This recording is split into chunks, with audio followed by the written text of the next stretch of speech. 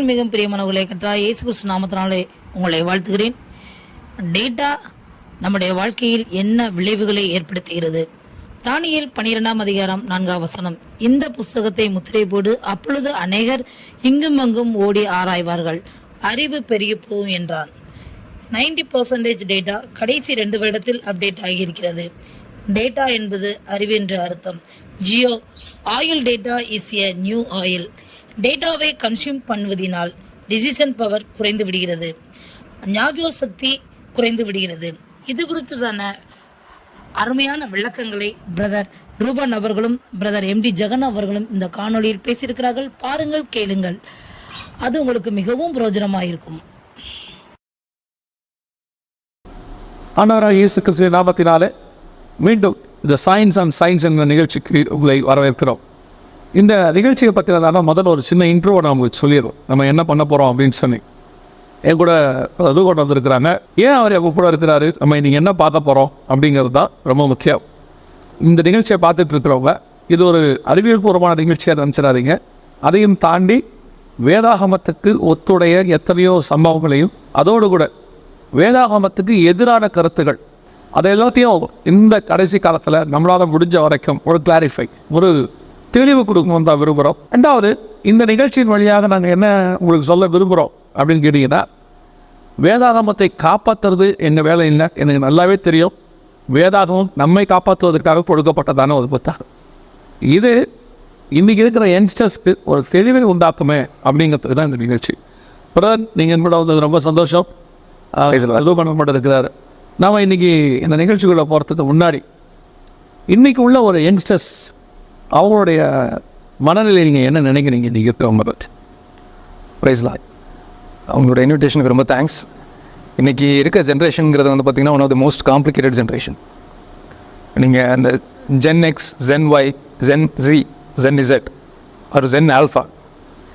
இந்த ஜென் இசட்டுங்கிறது வந்து பார்த்திங்கன்னா 2000 ஒட்டி அங்கேருந்து ஆரம்பித்த ஜென்ரேஷன்.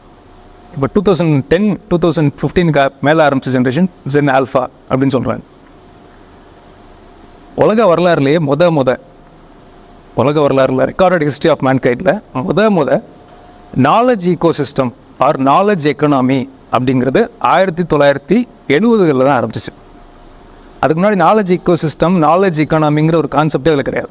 அதாவது நாலேஜ் ஈகோசிஸ்டம் நீங்கள் சொன்ன என்னென்னா, அறிவு சம்மந்தப்பட்டமான உழைப்பு, அது வரைக்கும் சரீர சம்மந்தப்பட்டமான உழைப்பு தான் அதிகமாக இருக்கும். அறிவு கொஞ்சமாக யூஸ் பண்ணுவோம். 100ல் ஒருத்தர் தான் யூஸ் பண்ணுவார். அப்போ இப்போ 100ல் 80% அதை தான் யூஸ் பண்ணுற மாதிரி ஆயிடுச்சு. சரீர உழைப்பு குறைஞ்சிருச்சு. சரீர உழைப்பு குறைஞ்சிருச்சு. அறிவு சார் காரியங்கள் வந்துருச்சு. ஆமாம், ரைட். ஒரு உதாரணத்துக்கு சொல்லணும்னா 1970களிலேருந்து நீங்கள் சாஃப்ட்வேர்லாம் கொஞ்சம் வந்துடுது. இப்போ இன்றைக்கி பேங்கிங் எடுத்துக்கோங்க, நீங்கள் எந்த டொமைன் எடுத்துக்கோங்க, எந்த ஃபீல்டை எடுத்துக்கோங்க, எல்லாமே அறிவு சார்ந்த விஷயங்கள் தான். ஒரு ஆய்வு சொல்லுது, ஃபோர்ப்ஸ் மேகசினில் 2018 ஒரு ஆய்வு சொல்லுது, 90% டேட்டா, உலக வரலாறுல 90% டேட்டா கடைசி 2 வருஷத்தில் தான் வந்திருக்குன்னு சொல்கிறாங்க.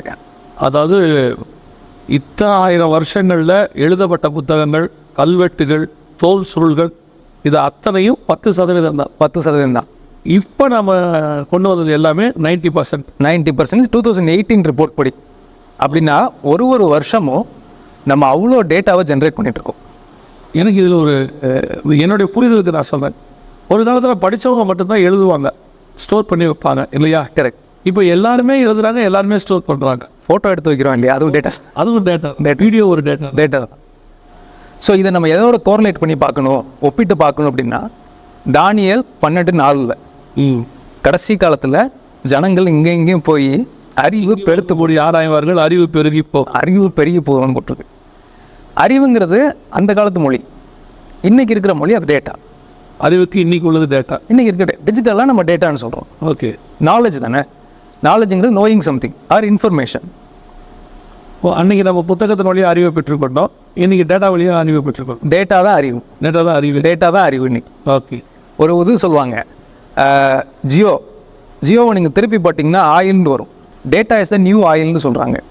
ஓகே, முந்தி எப்படி எண்ணெய் வளங்கிறது ஒரு பெரிய வளமாக இருந்ததோ, அதுக்கு நிகரான வளங்கிறது இன்றைக்கி டேட்டா. அதனால தான் ஜியோங்கிறத ஆயிலுங்கிறத திருப்பி போட்டு ஜியோன்னு வச்சாங்கன்னு சொல்லுவாங்க. அது ஒரு அந்த கம்பெனி சொல்லலை, அப்படி சொல்கிறாங்க. ஆமாம்.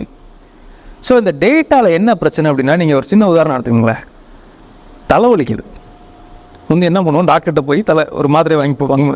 இன்றைக்கி தலைவலிக்கு ஆரம்பித்த உடனே ஒரு 20 வெப்சைட்டை பார்த்துடுறாங்க. கூகுள் 20 வெப்சைட்டை பார்த்துட்டு டாக்டர்கிட்ட போய் பேஷண்ட்டு போய் அட்வைஸ் சொல்கிறாங்க. இது டேட்டாவோட விளைவு. இப்போது டேட்டா நீங்கள் சொன்ன மாதிரி கூகுளை பார்த்துட்டு வர்றதுங்கிறது வந்து பெரும்பாலான ப்ராப்ளமாக மாறிக்கிட்டு இருக்குன்றதை நான் உணர்றேன். டெஃபினட்டாக. சின்ன உதாரணம் சொன்னோம்னா, நான் ஒரு 9-10 வயசு பையனை மீட் பண்ணேன்.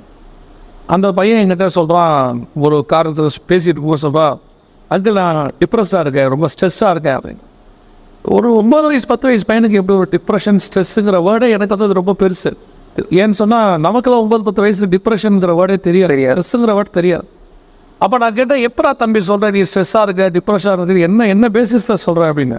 அவன் சொல்கிறான், நான் கூகுளில் போய் பார்த்தேன், டிப்ரெஷனுக்கும் ஸ்ட்ரெஸ்ஸுக்கும் என்னென்ன சிம்டம் இருக்கோ எல்லாம் எனக்கு இருக்குங்கிறான். அதை விட பெரிய ஆச்சரியம் என்னென்னா, அவன்கிட்ட நான் கேட்டேன், சரி டிப்ரெஷனும் ஸ்ட்ரெஸ்ஸாக இருக்கிறதுக்கு என்ன காரணம் அப்படின்னு கேட்டால், அவன் சொல்கிறான், என்னுடைய கிரிக்கெட் டீம், ஃபுட்பால் டீமில் என்னை சேர்த்துக்க மாட்டாங்க, இதுதான் அவன் டிப்ரெஷனுக்கு ரீசன்னு அவன் சொல்கிறான். ஸோ இன்றைக்கி அது வந்து நமக்குலாம் ஒரு பெரிய விஷயமே கிடையாது ஒரு காலத்தில். இன்றைக்கி வந்து இந்த அறிவு பெருகின பிறகு ஒவ்வொன்றுத்துக்கும் அவங்க வந்து ஒரு வியாதியோட பேரை வைக்கிறாங்க. இப்போ நீங்கள் சொன்ன மாதிரி கூகுளில் போய் சர்ச் பண்ணால் எல்லாமே சொல்லுது, அது ஒன்று சொல்லுது அவங்களுக்கு. நீங்கள் சொல்லும்போது தான் ஒரு சம்பவம் ஞாபகம். ஒரு 12th படிக்கும்போது நம்ம வந்து அடி வாங்கியிருப்போம் வாத்தியார்கிட்ட, காலேஜ் படிக்கும்போது திட்டு வாங்கியிருப்போம். இன்றைக்கி ஸ்கூலில் போய் அடித்தா அது இஷ்யூ ஆயிடுது, வேலையில் திட்டினாங்கன்னா பேப்பர் போட்டுறாங்க. இப்படியே வளர்ந்து வர்ற பையன் ஒய்ஃபை திட்டினாலும் பேப்பரை போட்டுறான், நியூஸ் பேப்பர். ஸோ இப்போ இந்த டேட்டாஸ் இதெல்லாம் ஒரு அசட்டாக மாறி ஜனங்களை வந்துட்டு என்ன பார்த்தா காம்ப்ளிகேட்டாக மாற்றிக்கிட்டு இருக்குதுன்னு. கரெக்ட். ஒரு ரிப்போர்ட் சொல்லுது என்னென்னா, நீங்கள் டேட்டாவை அதிகப்படியாக கன்சியூம் பண்ண என்ன ஆகும்னா, உங்களோட டெசிஷன் மேக்கிங் பவர் அது குறைச்சிரும், உங்களோட திங்கிங் கெப்பாசிட்டியை குறைச்சிரும், ஸ்ட்ரெஸ்ஸை அதுவே உருவாக்கும். இப்போ நான் சொல்கிறது சரியான்னு சொல்லுங்களேன். என்னென்னா, டேட்டாஸ் அதிகமாக ஃபோனில் வந்து நம்பரை ஸ்டோர் பண்ண என்னுடைய மெமரி கெப்பாசிட்டி குறையுதுன்னு நான் நினைக்கிறேன். ஏன் அப்படின்னா, ஒரு காலத்தில் எல்லா நம்பரையும் நான் மெமரி பண்ணி வச்சுருப்பேன், எதை செய்யனாலும் நம்ம உடனே நம்பரை சொல்லுவோம். இப்போ நம்ம நம்பரே நமக்கு ஞாபகத்தில் இருக்க மாட்டேங்குது. யூஸ்வலாகவே நம்ம எந்த ஒரு நம்பரையுமே, எந்த ஒரு விஷயம் நம்ம நம்பரை கேட்டாலே நான் ரிங் பண்ணுறேன் நீங்கள் பார்த்துக்கோங்கன்னு தான் சொல்கிறாங்க. கரெக்ட். அப்போ இந்த டேட்டாஸ் அதிகமாக ஸ்டோரேஜ் அதிகமாக நம்முடைய இப்போ நீங்கள் சொன்னதான் ஞாபக சக்தி குறைஞ்சிக்கிட்டே போகுது. கரெக்டாக அது வருவோம். கரெக்ட். நீங்கள் சொல்கிறது ஞாபக சக்தி குறையுதுங்கிறது இன்னொரு ஆய்வு சொல்லுது. ஞாபக சக்தி எல்லாத்தையுமே கூகுளில் உடனே எடுத்து பார்க்குறோம். ஸ்பெல்லிங் பார்க்கணுன்னா கூட கூகுளில் பார்த்தா இன்றைக்கி எழுதுகிற மாதிரி ஆயிடுச்சு. நீங்கள் சொல்லிட்டுக்கு போயிட்டோம், ஆட்டோ கரெக்டுக்கு போயிட்டு பாஸ்வேர்டை கூகுள் இப்போ சஜஸ்ட் பண்ணுது. ப்ராப்ளம் நீங்கள் பார்த்துருப்பீங்க. ஆதி பாஸ்வேர்டை ஃபர்கெட் பாஸ்வேர்டுன்ற நம்ம ரேஞ்சுக்கு நம்ம போயிட்டு போய்ப்பேன். கரெக்ட். சரி, இப்போது இதை தாண்டி நான் இன்னொரு கேள்வி கேட்க விரும்புகிறேன். இன்றைக்கி இருக்கிற யங்ஸ்டர்ஸோடைய நிலைமை இப்படி தான் இருக்குது நம்ம பார்க்கும்போது.